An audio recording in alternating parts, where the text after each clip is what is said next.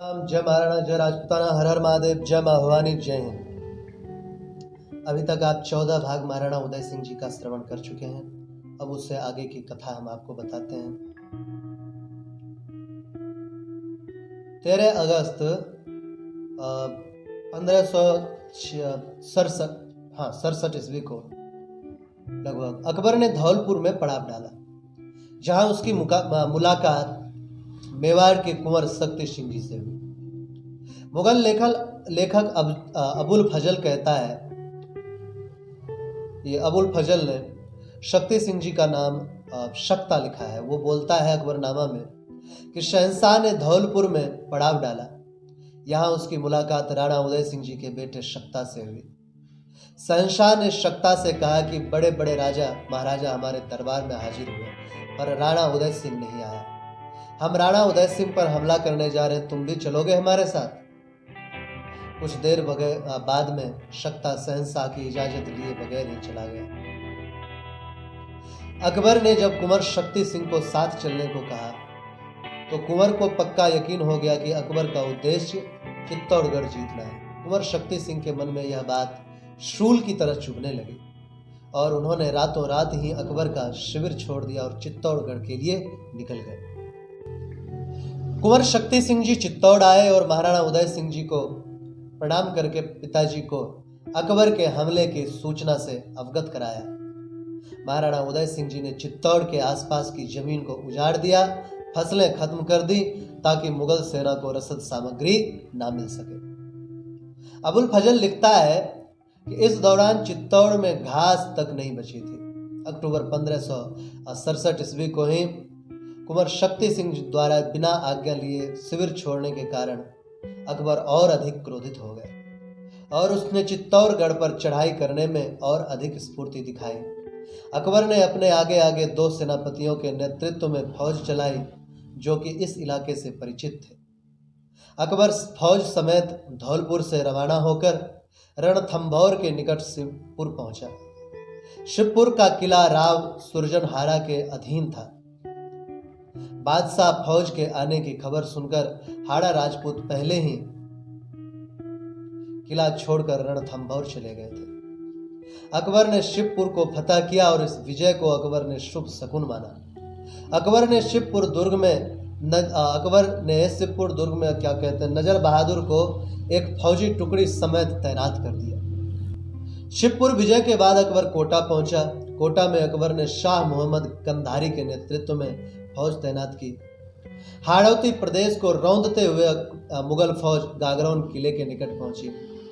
अकबर ने अपने इस विजय अभियान में रणथंभौर और बूंदी के दुर्गों पर कोई आक्रमण नहीं किया, क्योंकि अकबर का लक्ष्य चित्तौड़गढ़ दुर्ग था और वह अपने लक्ष्य से भटकना नहीं चाहता था।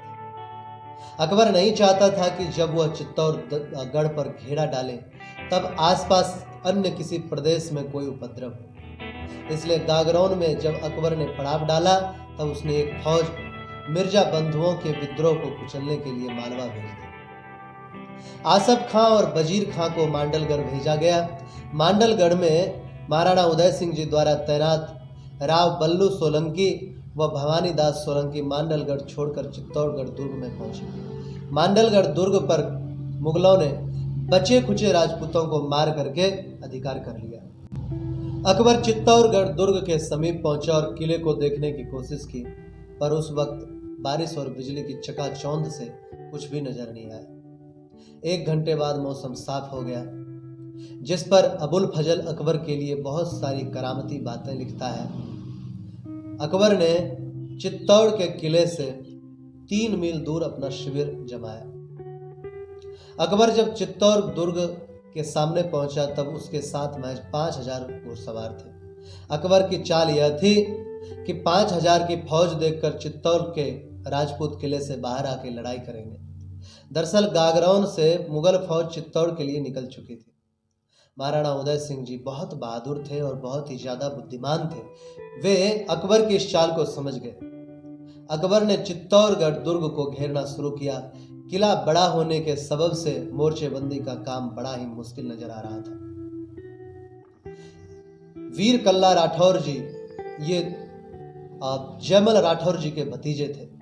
चित्तौड़ के तीसरे शाके के दौरान इनकी आयु कुल 23 वर्ष थी।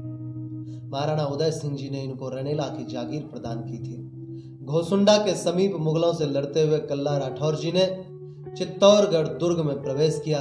इनको दुर्ग में प्रवेश करवाने में इनके सेनापति रणधीर सिंह जी वीर गति को प्राप्त हुए। रावत फतेह सिंह चुंडावत जी, रावत पत्ता जी और रावत फत्ता जी इनकी जागीर में केलवा व आमेट आते हैं। इनकी उम्र चित्तौड़ के तीसरे शाके के दौरान केवल 15 वर्ष की बताई जाती है, जो कि सही नहीं है, क्योंकि इनकी 9 पत्नियां उस वक्त चित्तौड़ दुर्ग में ही थी। इससे यह सिद्ध होता है कि पत्ता चुंडावत जी की उम्र ज्यादा रही है।